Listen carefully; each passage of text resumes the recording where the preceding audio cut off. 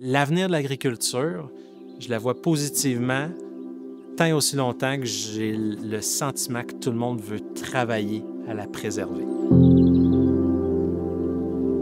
Ça fait que juste quelques années que je suis dans le milieu, puis honnêtement, à tous les jours, je me le demande si je quitte.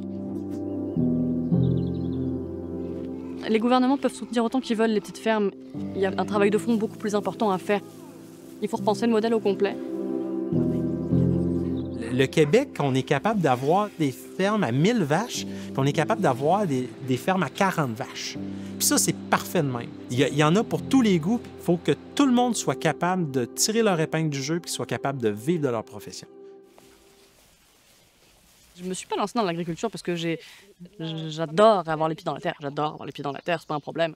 Mais c'était pas ça l'objectif initial. Avant de faire ça, j'étais au doctorat en droit sur l'agriculture durable. Mon objectif premier pour être là, c'est vraiment communiquer, puis montrer, puis démontrer qu'on peut faire mieux, puis qu'on doit faire mieux. Il faut qu'il y ait un registre foncier, il faut qu'il y ait... Puis oui, il faut qu'il y ait un plafonnement, tu sais, de la valeur des terres. Tout le monde le dit, même ceux qui achètent une terre disent « je suis même pas capable de la rentabiliser ».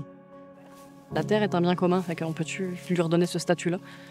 Parce que obliger les agriculteurs à s'endetter de 800, 1 million de dollars pour être capable de générer un chiffre d'affaires de peut-être 100 000 dollars gros maximum par an avec le mode de production que je visais, là, c'est longtemps là, avant de se rendre. La relève est très désavantagée par rapport à des grands fonds qui font de la spéculation comme ça sur les terres. Ceux qui possèdent, les propriétaires d'actifs agricoles, de vouloir maximiser le fruit de leur labeur d'une vie. Ça, je le comprends très bien personnellement. Mais comme société, il faut se poser la question.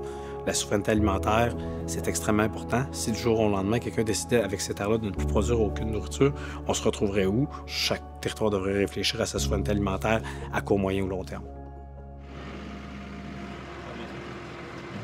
On parle beaucoup des fiducides récemment, là. Je trouve que c'est intéressant, là. Il y a quelque chose à faire à ce niveau-là. Permettre de cultiver sans devenir un propriétaire terrien, mettons. Ça se faisait beaucoup autrefois. Je vois pas pourquoi ça pourrait pas continuer. Il y a des outils qui doivent être mis, puis il faut du courage politique. Puis du courage politique, ça vient aussi avec du travail politique. Je pense que les gouvernements devraient choisir les grands objectifs, la voie à suivre, mais devraient nous donner une multitude d'outils que le monde municipal ou les gens qui habitent le territoire pourraient utiliser en fonction de leurs objectifs. Les municipalités qui trouvent que c'est plus simple d'établir sur une terre agricole, c'est fait sur le plat, c'est beau, amenez-en des comptes de taxes. Il y aurait peut-être des solutions comme la densification qui seraient plus mises de l'avant. Je pense que souvent on a été innovants ici au Québec. J'ai l'impression qu'on peut réfléchir à un nouveau modèle qui pourrait peut-être inspirer les gens ailleurs. Mon rôle, c'est de nourrir la population, mais mon rôle, c'est aussi d'être un acteur dans le paysage que j'entretiens. Je me sens importante dans ce que je fais. J'ai l'impression que j'ai un rôle à jouer.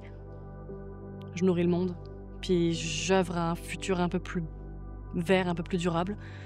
Fait que oui, tu sais, quand on me demande ce que je fais dans la vie, je suis comme « Hey, je suis agricultrice ». Je suis fière de ça. J'aime ça.